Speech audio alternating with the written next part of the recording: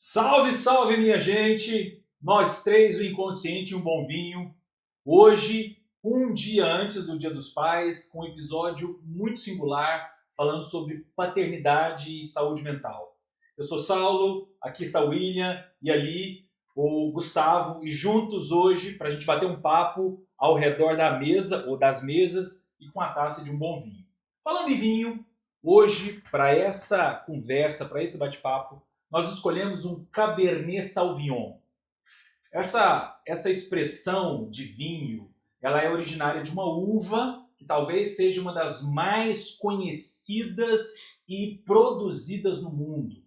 De forma curiosa, a gente está falando de um vinho que, além de ser muito conhecido, ele tem uma estrutura de uma combinação de uma uva que é Cabernet com a uva Sauvignon Blanc, por isso o nome Cabernet Sauvignon. Isso são só curiosidades, mas fato é que a escolha do vinho de hoje fala um pouco do nosso tema.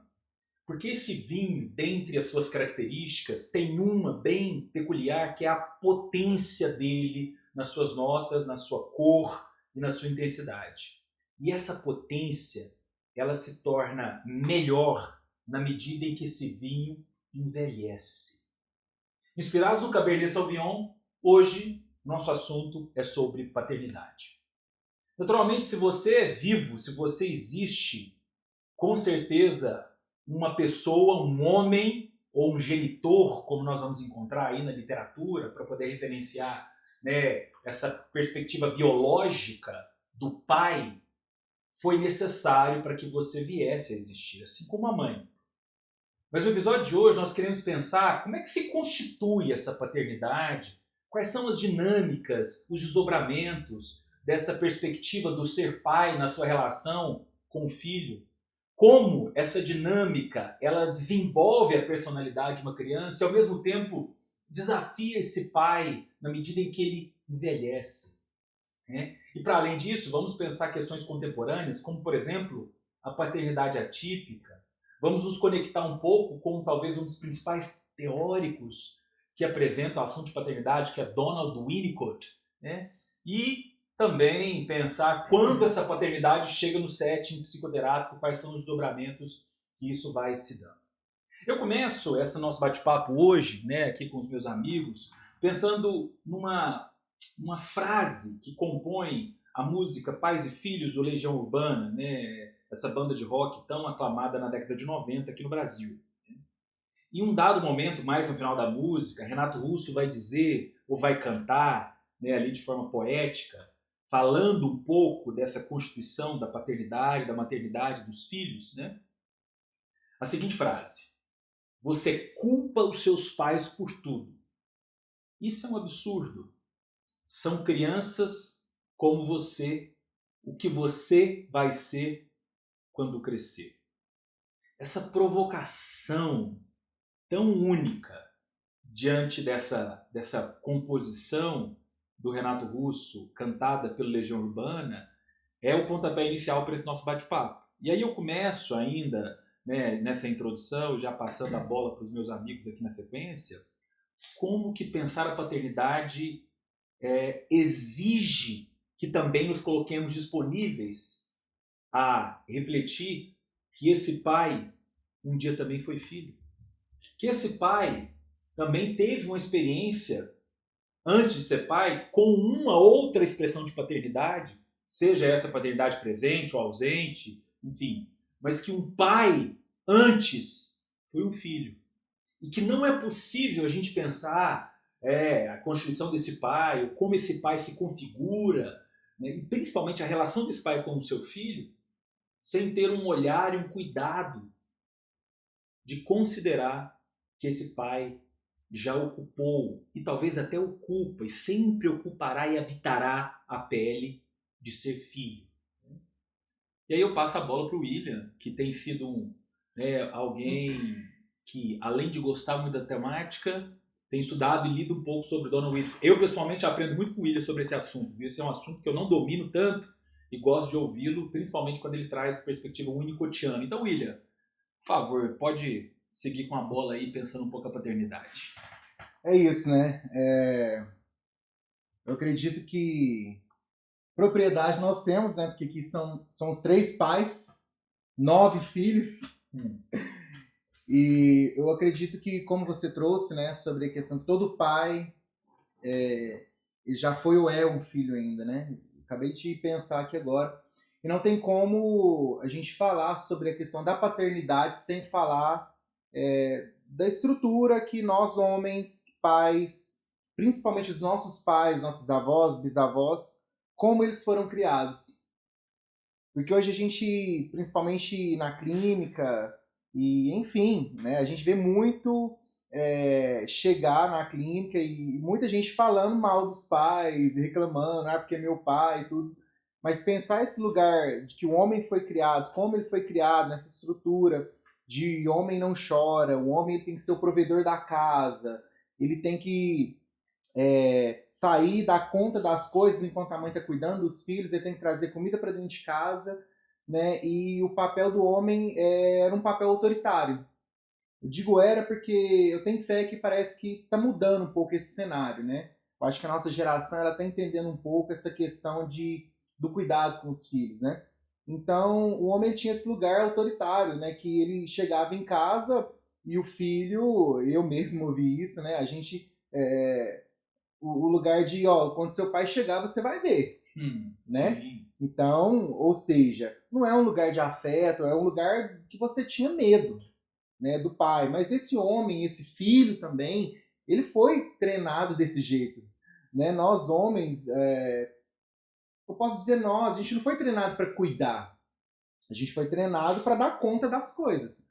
Né? Esse lugar pesado de trabalhar até tarde, dar conta da casa, dar conta da esposa, dos filhos e sustentar isso.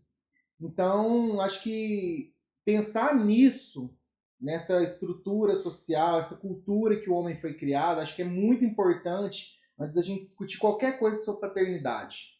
Isso me atravessa, por muito tempo foi meu assunto com meu psicólogo, né? Que foi Sal.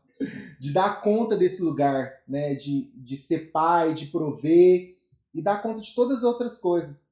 Então, quando a gente pensa esse lado de como o homem foi criado para dar conta disso, eu acho que a gente tem um pouco mais de empatia. Né? Aos poucos eu fui entender a história do meu pai, depois de muito tempo. Então você vai entendendo que é apenas uma repetição. Né? E não basta você só entender e querer mudar, falar, eu vou fazer diferente. Não. E aí vai gerar feridas, vai gerar traumas, né? A gente fala muito sobre traumas, mas de uma forma bem simples, é algo que acontece que você não consegue elaborar naquele momento. É algo pesado que você não está pronto para receber aquela notícia, ver aquela briga, algo do tipo. E isso a gente carrega pela vida toda, como adolescente, como adulto e por aí vai.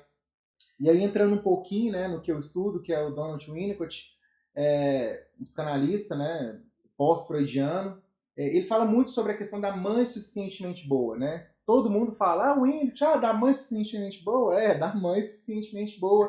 Porém, para que essa mãe seja uma mãe suficientemente boa, ofereça um ambiente para a criança, o pai ele já tem que estar presente ali desde quando ela engravida. Por quê?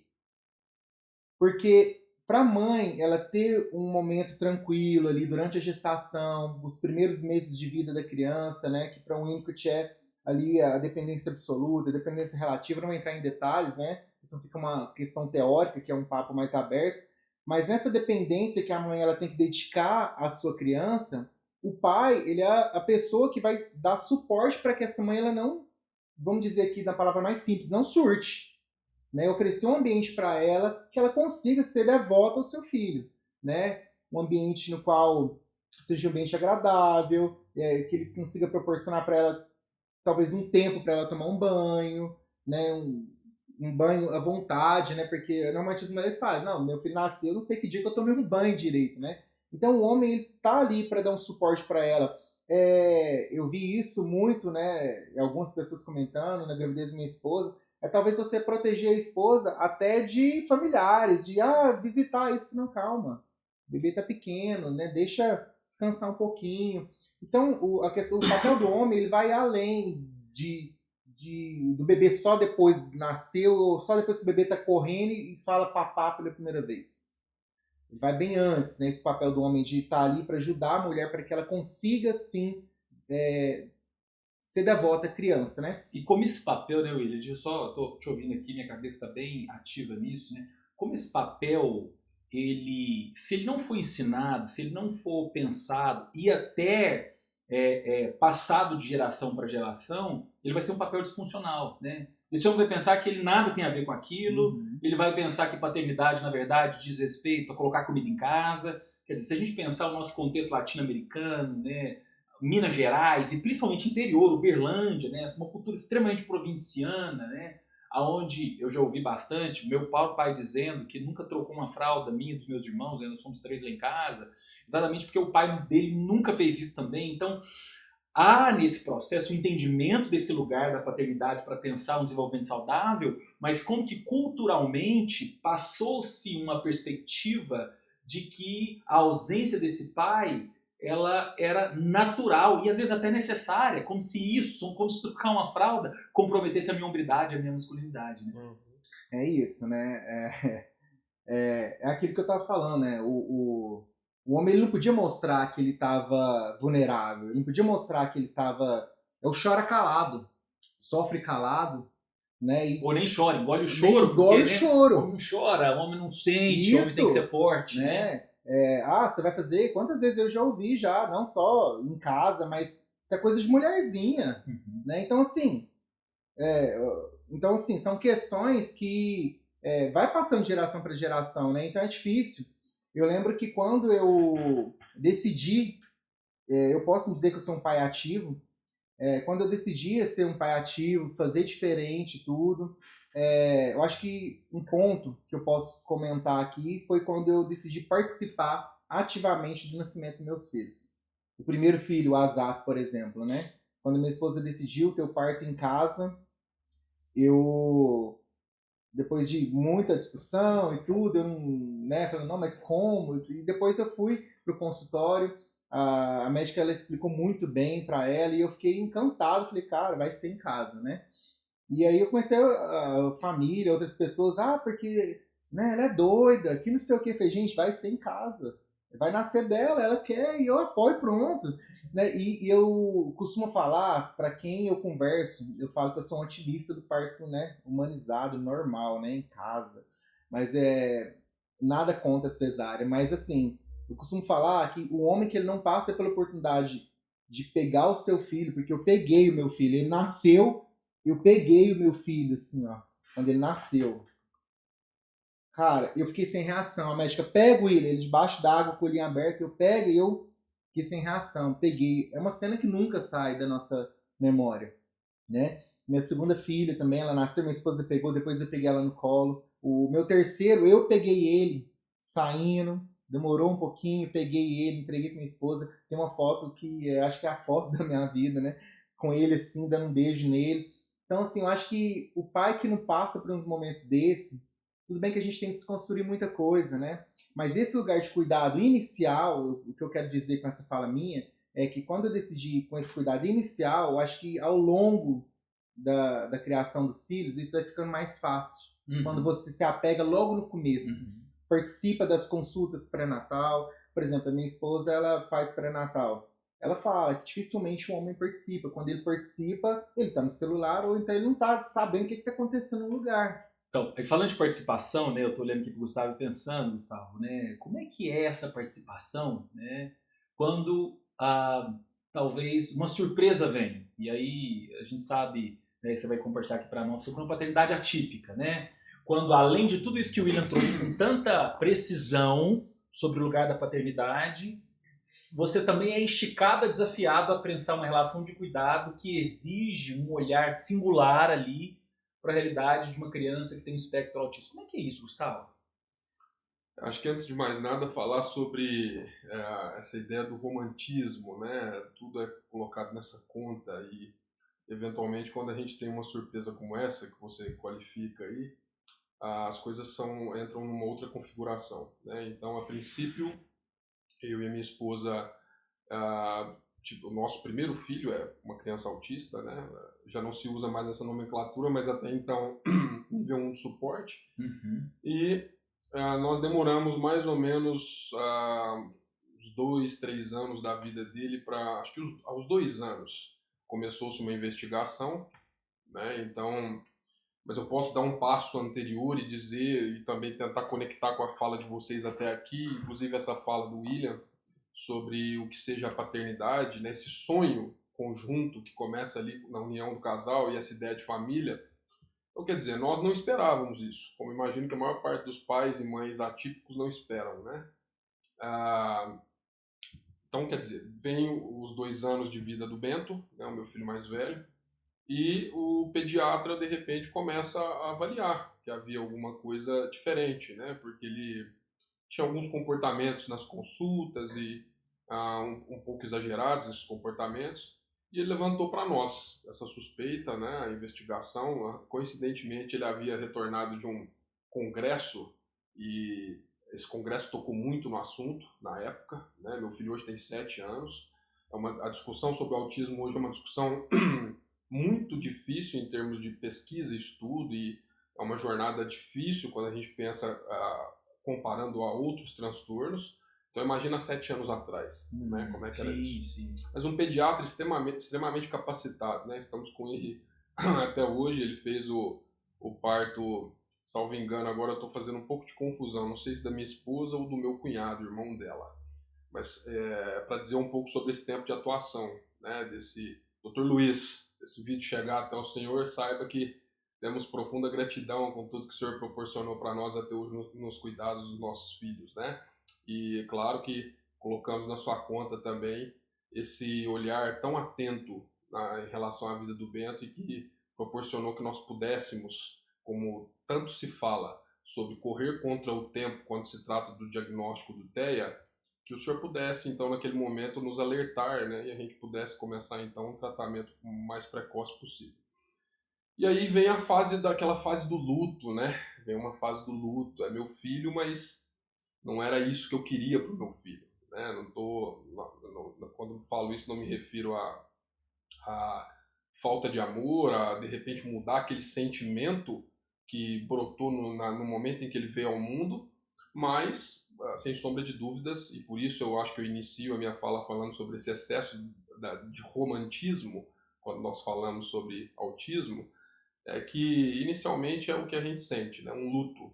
Porque imediatamente a gente pensa sobre o que o nosso filho pode experimentar em termos de vivência no mundo, né? Os desafios, vem logo em seguida uma ideia de vida, né? E vida dos pais, saúde e vida longa, para que você possa o quanto possível estar aos cuidados desse filho. Mas também fomos pacificando aquilo, né, correndo atrás daquilo que era necessário, eu e minha esposa, uma guerreira, né, Daniela. Também direciono mais uma vez a fala para você aqui, como fiz no nosso primeiro episódio, para dizer essa mãe que você é, né, uma pessoa muito forte e venceu muitas etapas até aqui. Sem sombra de dúvidas, fazemos um bom time, compomos um bom time, eu e você, né? E aprendi muito com meu filho, sem sombra de dúvidas. Me ensinou muito sobre esse conceito de paternidade, me ensinou muito sobre essa parceria, né, essa presença ativa que o William tanto falou, que é um conceito muito mais contemporâneo, pelo menos na minha forma de avaliar, porque faz parte dessa conceituação histórica que o William traz, né? Os pais anteriormente eles viviam sob uma outra perspectiva, né? Era uma outra forma de se pensar a criação de filhos. Talvez somente aquela ideia do pai provedor, aquele que chega em casa, que às vezes é a figura punitiva, né? E não, e nesse sentido sobra muito pouco espaço para que de fato seja exercido um carinho, né? Espontâneo, enfim. E quando esse conceito muda, né, esse conceito mais contemporâneo ele muda, não tem como a gente não pensar sobre essa divisão em casa mesmo, porque fatalmente a mulher também sai para trabalhar, não é mais aquela mulher que fica, né? A minha esposa trabalha, eu sei que a esposa do William trabalha, a esposa do Saulo trabalha, e essa é mais ou menos a tônica de quase 99% das esposas hoje, né? É muito pouco essa realidade hoje de o marido trabalhar, a mulher ficar em casa, cuidar dos filhos. A minha mãe, por exemplo, não foi uma mulher que ficou em casa, né? A minha sogra foi, mas a minha mãe não. E eu, particularmente, aprendo isso olhando, observando os meus pais, né, que se dividiram então. Eram pessoas que saíam para trabalhar, mas que ao retornar para casa tinham que dar conta das tarefas, tinham que dar conta da criação, a minha e da minha irmã ali, enfim. Então esse conceito contemporâneo ele traz uma nova perspectiva do que seja esse papel paterno, né? Se a mulher tem que sair assim como o homem, esse homem ao retornar ele tem que fazer também o papel dele em casa e aí vai fazer parte essa troca de fralda que o Saulo mencionava, né? Que até então era algo inimaginável, né? Não era uma tarefa para o homem. E também me recordo de boas experiências aprendendo, a primeira fralda trocada, o primeiro banho dado, enfim.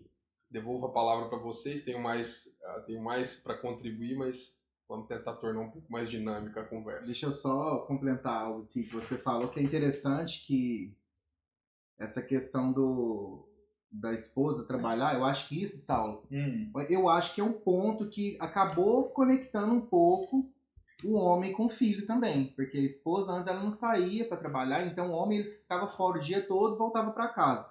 Como a esposa hoje tá trabalhando normalmente, né, as mulheres estão no mercado de trabalho, então querendo ou não o homem ainda pega o filho, leva para escola, né, por mais que o homem também trabalhe, ele faz, leva numa luta, leva num conservatório de música, etc. Então isso aí acaba que eu acho que aproximou também o homem um pouco do filho, né? E engraçado, só uma coisa que eu quero comentar, que a gente ouve muito, né, o homem que ajuda em casa hoje, ó, a palavra, tá vendo? Que ajuda, não é ajuda, isso que eu ia falar. Não é que eu ajudo em casa. Eu tô fazendo papel ativo. Isso, eu tô compartilhando, eu tô fazendo, porque a casa é minha, o filho é meu também. Então eu tô apenas fazendo, eu tô compartilhando aqui, né? Então, assim, essa palavra ajuda é uma palavra que é difícil de sair de dentro da gente, né? Por tudo que a gente já viveu. Mas não é ajudar, eu não tô ajudando a minha esposa, eu tô compartilhando algo com ela, né? O Gustavo, ele sobe a régua, né? Porque toda vez ele fala da esposa, eu também tenho que agradecer a minha esposa, né? A Niessa, porque eu acredito que essa paternidade ativa que eu tenho hoje, que eu consigo exercer, ela me influenciou muito, né? A partir desde quando a gente casou, da gente decidir ter filhos e fazer diferente dos nossos pais, entender esse lugar deles, que também foram filhos e apenas estão repetindo. Então é por aí. E aí eu fiquei ouvindo o Gustavo e o William agora, né? E já a gente está aqui na clínica, né? E por acaso eu estou de frente à minha sala de atendimento aqui, né? E aí veio na minha mente, assim, né? Quais são as questões principais que eu tenho enfrentado ao longo desses 16 anos, ao longo do meu período enquanto psicólogo clínico, quando o assunto paternidade é apresentado, né? E eu queria elencar algumas questões que eu acho que são bem pertinentes para isso, né? Para a gente poder pensar aqui juntos, né? Então, terminologias como órfãos de pais vivos, por exemplo, né? Pensando um pouco como que essa demanda vai aparecer, num primeiro momento, a partir de filhos, crianças ou adolescentes, ou até adultos, né?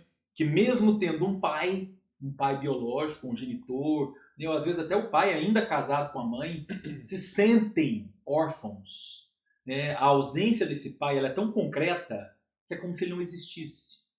Mas, paralelo a isso, a gente também pode pensar como que essa relação de cuidado ela vai sendo terceirizada, né? Uma terceirização do afeto, do cuidado. Então, de novo, uma demanda que vai sendo revelada, denunciada hoje na clínica, né? De uma terceirização que esse pai, às vezes, acaba se ocupando, de forma até inconsciente, vou dar o benefício da dúvida aqui em alguns pais, né? Onde tenta-se compensar essa ausência de presença com presentes, enfim, com algum tipo de objeto, com algum tipo, né, de retorno financeiro que seja, né, terceirizando ou até, né, contratando uma pessoa, contratando babá, deixando a criança o dia todo em instituições, e aqui não é uma apologia contra isso, naturalmente muitos pais precisam que a criança estude tempo integral, né, mas aqui a gente está pensando a motivação e a tentativa de compensação que isso vai tendo. Então, órfãos de pais vivos, terceirização de afeto, né, e aí uma ausência, né, uma ausência de presença, né, o que muitas vezes a gente começa a observar, não só nos relatos clínicos, mas também nas nossas próprias vivências, enquanto filhos, enquanto pais, né, que uma qualidade de tempo ela tem um valor inestimável para uma criança. E para além disso, né, para o desenvolvimento de uma personalidade, para um senso de pertencimento, para a segurança que está sendo construída, a segurança de si mesmo, que essa criança que vai se tornar um adolescente e futuramente encarar a vida adulta vai compor, né? Então, eu quero levantar essa bola aqui para a gente pensar juntos, essas questões de sofrimento, essas ausências, enfim, esse legado também cultural, como a gente tem levantado aqui, que vai caracterizando a paternidade nesse momento, essa paternidade que ainda está aí presente no século XXI, mesmo com todo esse avanço. Eu troquei fralda, eu dei os primeiros banhos dos meus filhos, né? Meu filho mais velho nasceu em Curitiba, a gente morava lá em 2014, e eu não tinha nenhum familiar, não tinha ninguém, a gente não tinha feito amigos ainda em Curitiba, né? Então era eu e minha esposa, nós não tínhamos mais ninguém. No hospital, o dia que meu filho mais velho, o Antônio, nasceu, né? Depois que ele nasceu, eu não teve avós, não teve tios, não teve ninguém para ir lá estar conosco. Era eu, a Diana e o bebê. E o hospital naquela configuração não tinha maternidade, né? Então o bebê, ao sair da sala de parto, né, e tendo sido a higiene do bebê, ele já era colocado nos nossos braços. E ele ficava deitado do lado da Diana.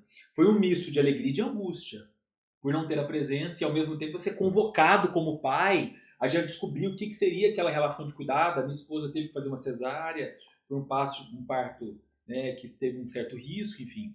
Mas eu me lembro muito disso, de ter que desbravar um lugar novo, e tentar descobrir o que é ser pai, né? O que é lidar com aquele choro constante, o que é tentar ler aquele choro, né? Tentando resgatar o que meu pai foi comigo, mas para além disso, aquilo que eu li, aquilo que eu sabia. Às vezes tem que superar questões culturais de que, né, isso não é coisa de homem, isso é coisa de mulher. Então, são questões dessa natureza que vão aparecer muito na clínica. E muitas vezes numa produção, ou aparecendo como um sintoma de angústia, um sintoma, né, de uma depressão, inclusive, pela ausência, de uma falta de pertencimento por parte desse filho, uma baixa autoestima, uma insegurança assim, estratosférica, porque a ausência de presença, de qualidade desse pai, né, foi caro para a constituição desse sujeito, dessa pessoa. É isso, eu fico ouvindo você falar, né? E pensando que não só a questão da baixa autoestima, a questão da autoestima, a autoestima lá em cima, né? Elevada, né? Demais, né? É um sinal também de tentar, né, minimizar essa questão da falta, né? E você falando, Saulo, eu fico lembrando eu tô atendendo adolescentes, né? De tanto que a palavra de um pai, ela marca a vida da criança, né?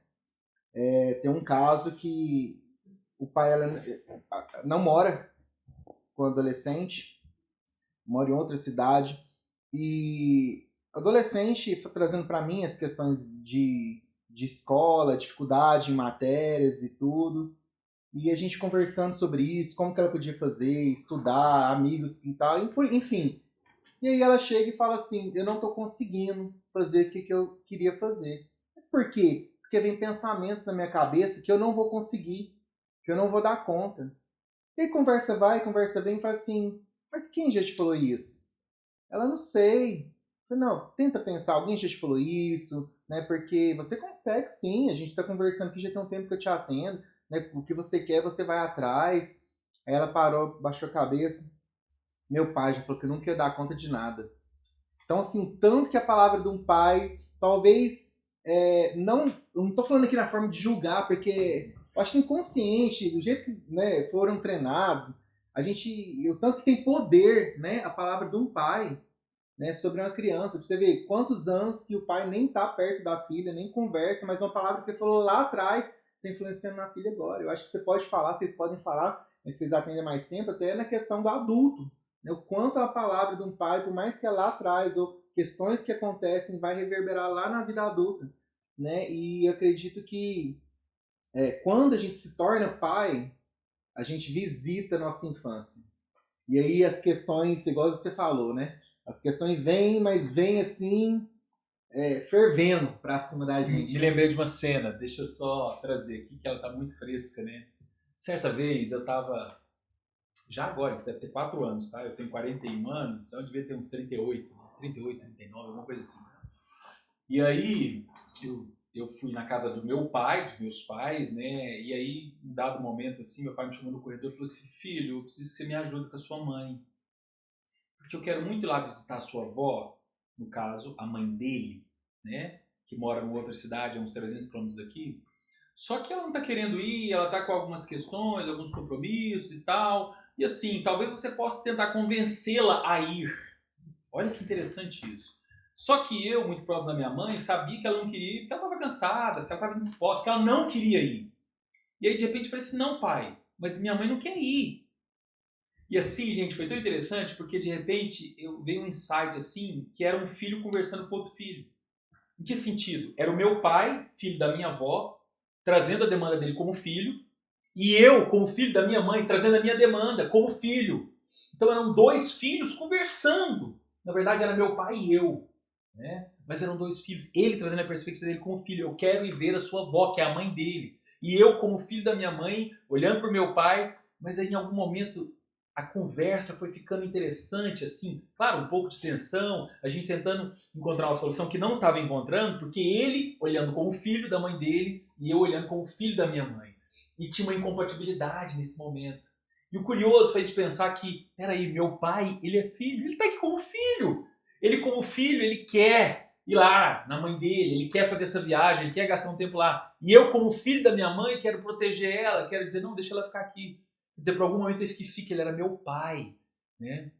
Isso foi muito interessante, porque é isso, né, Gustavo? A gente vai ocupando esse papel ao mesmo tempo. A gente ocupa o papel de filho de pai de filho, né? Há um cruzamento constante da nossa história enquanto filhos, agora enquanto pais. Né? De novo pensando sobre essa coisa da paternidade atípica, né? Eu penso imediatamente, antes propriamente da paternidade atípica, nesse conceito de paternidade, né? Eu até no início a gente falava antes aqui nos bastidores sobre as nossas vinhetas clínicas e atendimentos, e a princípio eu imaginei que não tivesse nada que eu pudesse conectar com esse tema aqui, esse nosso tema de hoje. Mas eu me recordo agora que eu atendo uma paciente, né, mãe solo, né, e desde o primeiro momento o atendimento ele consiste exatamente sobre falar sobre essa realidade dela. Né? É uma mãe que tem um casal de filhos, crianças, né? Salvo engano, o filho mais velho 5 e a filha mais nova 2 anos. E já está há muito tempo separada do pai dessas crianças, né? O pai das crianças até já tem uma outra família, já, enfim, se encontra em um outro relacionamento. E a angústia, né, que essa mãe traz toda semana, né? A princípio ela até diz, como tantos pacientes acabam trazendo essa opinião para dentro do setting terapêutico ali, mas ela sempre me diz, nossa, Gustavo, mas parece que eu sempre trago as mesmas questões, né? E aí eu tento pacificar as emoções dela nesse sentido, dizendo que vai trazer mesmo, né? Vai trazer mesmo, até que isso seja resolvido, vai trazer.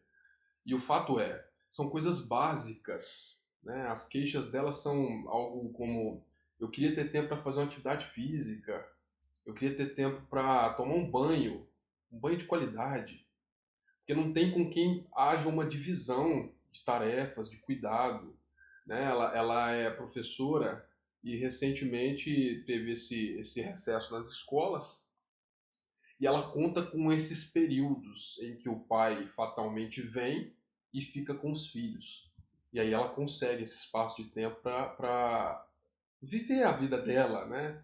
Na última sessão, inclusive, ela trazia a angústia de pensar sobre relacionar-se, né? Ela está se aproximando de novo de uma pessoa e a gente até discutiu muito a distinção do que é a paternidade e a maternidade sob a ótica de relacionamentos, porque o pai não está com os filhos. E aí se relacionar com outra pessoa não traz o peso para a vida dos filhos. Mas e a mãe, que está com os filhos e traz uma outra pessoa de fora para dentro dessa casa? E para, de repente, ocupar um papel de paternidade ali, né, de pai. Então, assim, isso... Por que eu trago essa vinheta clínica? Exatamente para falar sobre esse papel paterno. E que quando ele não existe, fatalmente existe um peso sobre a mãe. Né? Então a gente qualificar A gente se prepara com esse tema que escolhemos aqui hoje exatamente para enaltecer o Dia dos Pais que se aproxima, né? E nesse sentido a minha fala é essa, para falar, é uma fala de presença paterna, de que as pessoas, você que está desse lado daí, entenda, né, esse papel paterno. Me surpreendia, inclusive, durante a formação, um professor compartilhou conosco, e com certeza não faz parte ou fez da parte da minha realidade, tanto quanto na fala inicial do William ficou muito claro que não, assim como na fala do Saulo, mas que, para minha surpresa,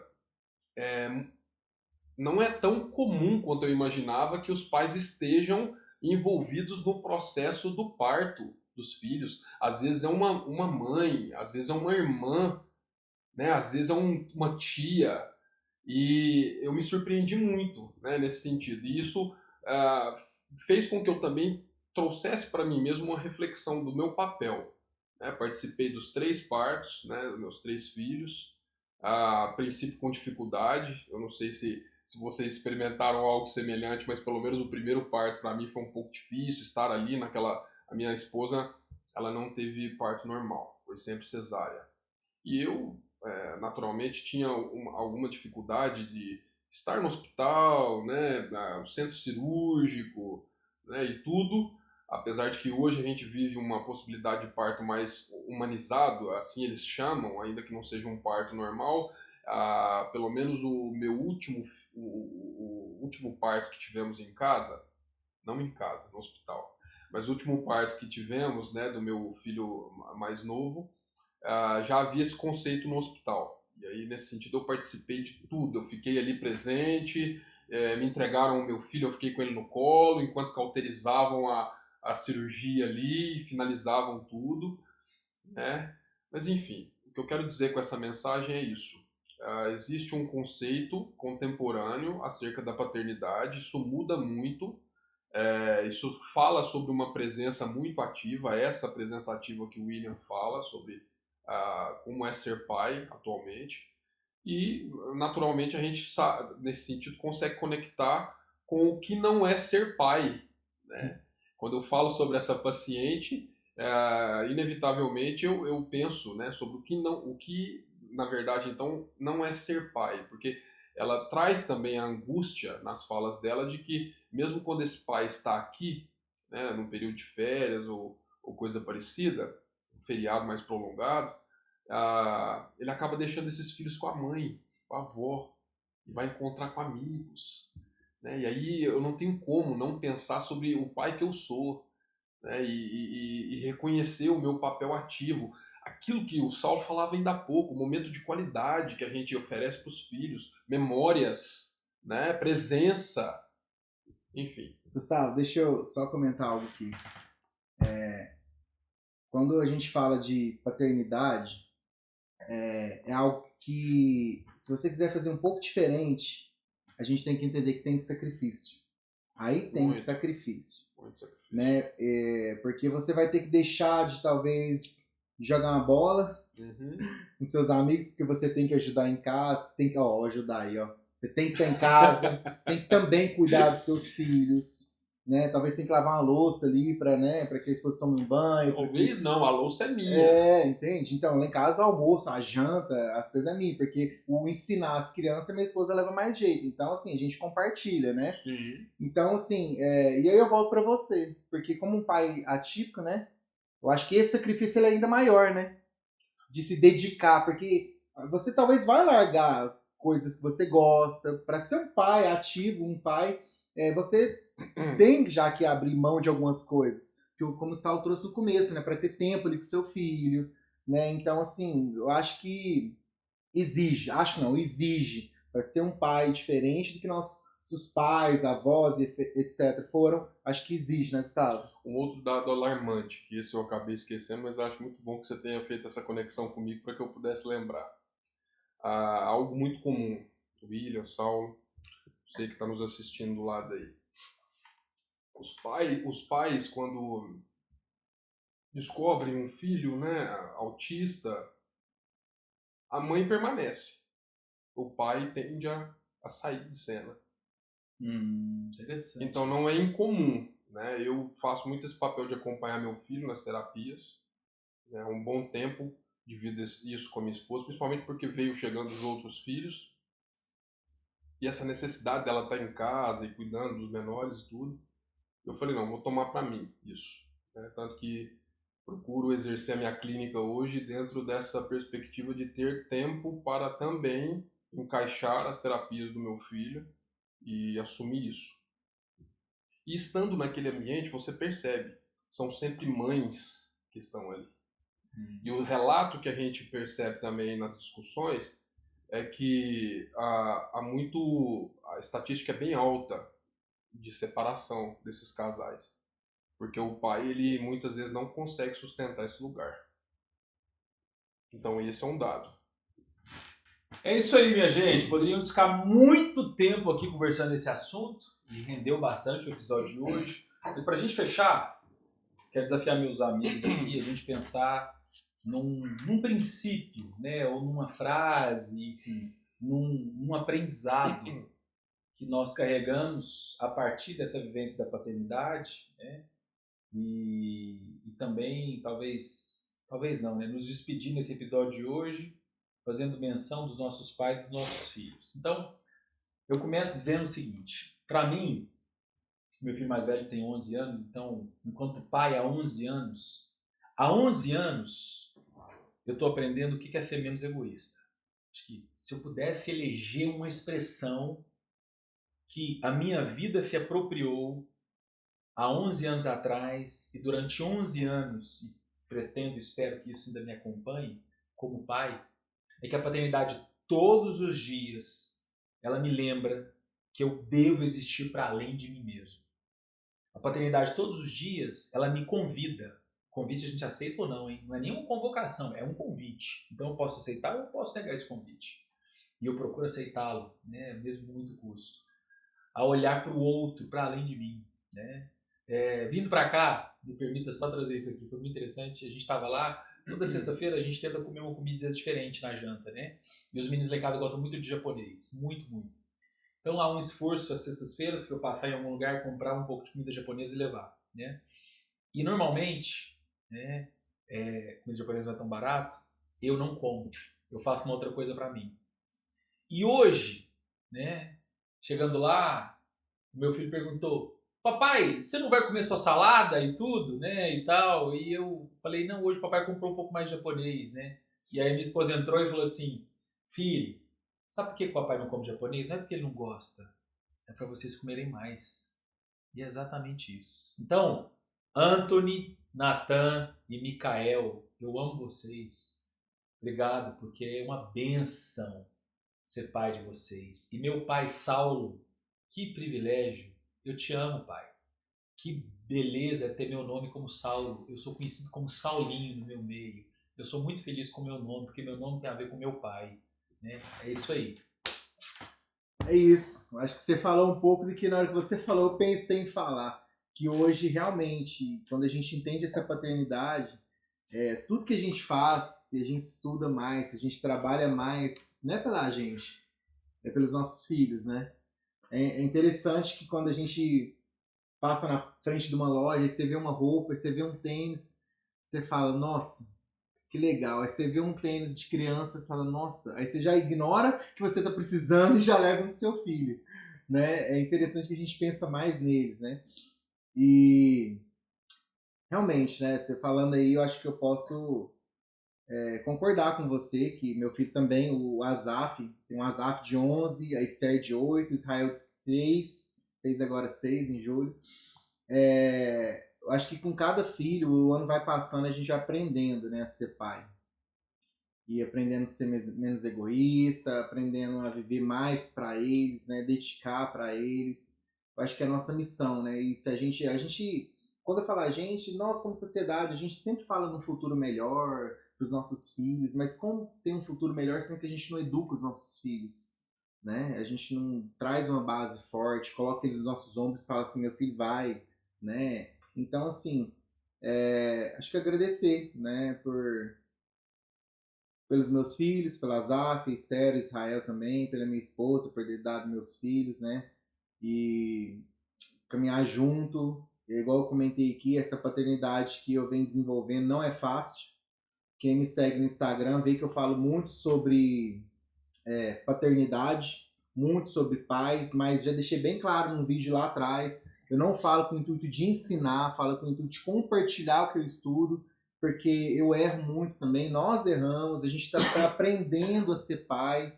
Quando você trouxe lá a questão do hospital, achei muito interessante, e é isso, eu acho que é até melhor quando a gente não tem tanta gente falando como você tem que fazer, porque você vai pegar seu filho e vai aprender, é a primeira vez que você é pai, e o primeiro filho seu. Então, acho que é muito bonito isso, de você aprender a ser pai com seu filho, sem tanta coisa em cima, como fazer, como não fazer. E ainda mais a gente na psicologia sabe que cada um, né, de um jeito, e família, cultura, enfim. Né? Mas acho que eu tenho a agradecer meu pai também. A gente teve muitas desavenças, Como chama mas... seu pai? Zilmar. Zilmar. Isso, agradecer meu pai também. A gente já teve muitas desavenças, mas a gente já chegou, já se entendeu. E pai quer dizer que eu te amo. E é isso daí. Enfim, acho que eu começo a minha fala agradecendo ao meu pai, Paulo. Temos o Saulo e temos o Paulo. Te agradeço, pai. O senhor foi um pai presente. Queria dizer para o senhor que te amo profundamente. Compreendo agora, após tantos anos, inclusive a partir da minha paternidade, da minha própria paternidade, quem o senhor é, os limites, os desafios do que é ser pai. Então agradeço por esse exemplo que o senhor me deu. Tá? Muito obrigado por ter permanecido firme e forte ao lado da minha mãe, e esse conceito de família que foi passado para mim, foi passado para minha irmã. E, obviamente, sem sombra de dúvidas, agradeço a cada um de vocês, meus filhos, Bento, Antônio e Álvaro. Vocês me forjaram e me forjam todos os dias na posição, na qualidade de pai. Tá? Muito obrigado, amo cada um de vocês.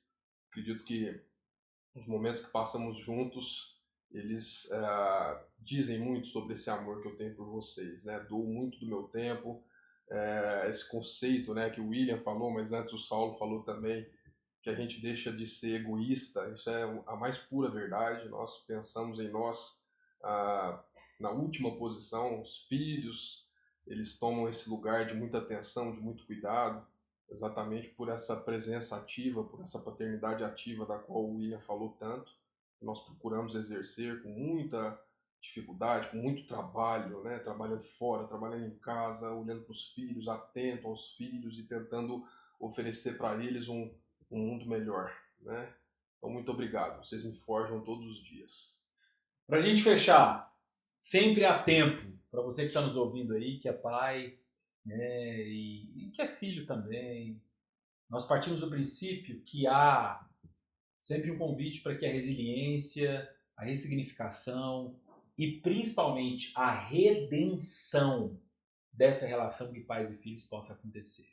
Eu me permito dizer aqui, antes de passar para o William, o Gustavo vai fechar para nós, de que tem algo que nos une aqui, para além da paternidade, para além de termos 3 filhos cada um, E aí hoje eu quero, talvez, trazer algo diferente, atípico para nós aqui no podcast, mas extremamente familiar, é que nós temos uma fé cristã. E quando nós falamos de uma fé cristã, nós partimos do princípio que nosso Deus ele é Pai. E que ele deu o seu único filho para morrer por nós. Então, nessa fé cristã, a paternidade, como uma expressão de renúncia e de cuidado, ela também é para nós uma fonte direta de inspiração. É isso aí. É isso. E eu acho que o que eu posso deixar também é que, como o Saulo disse, sempre há tempo. Uma coisa que eu posso falar é abrace o seu filho. Diga que ame, que ama, o ama, porque eu acho que nada paga. Quando você chega em casa, seu filho vem correndo, dá aquele sorriso, te abraça, fala que ama. Quando você sai, eu sei que toda vez quando eu saio de casa, meus filhos vêm, o Azar principalmente, é o mais intenso. Ele vem correndo, se eu saio e ele não me vê, eu só falo de longe, ele faz questão de vir correndo e me dar um abraço, pai, te amo. Então acho que isso faz valer a pena, essa caminhada. É sacrificante? Mas vale a pena. E sempre há tempo de mudar, de querer melhorar. Gostou desse conteúdo? Dá o like, compartilha, manda para alguém, sem sombra de dúvidas. Isso que nós falamos aqui, esse papo tão leve, tão bacana, tão simbólico para esse Dia dos Pais que se aproxima, vai se encaixar na vida de alguém, tá bom? Até mais. Até mais! Tchau.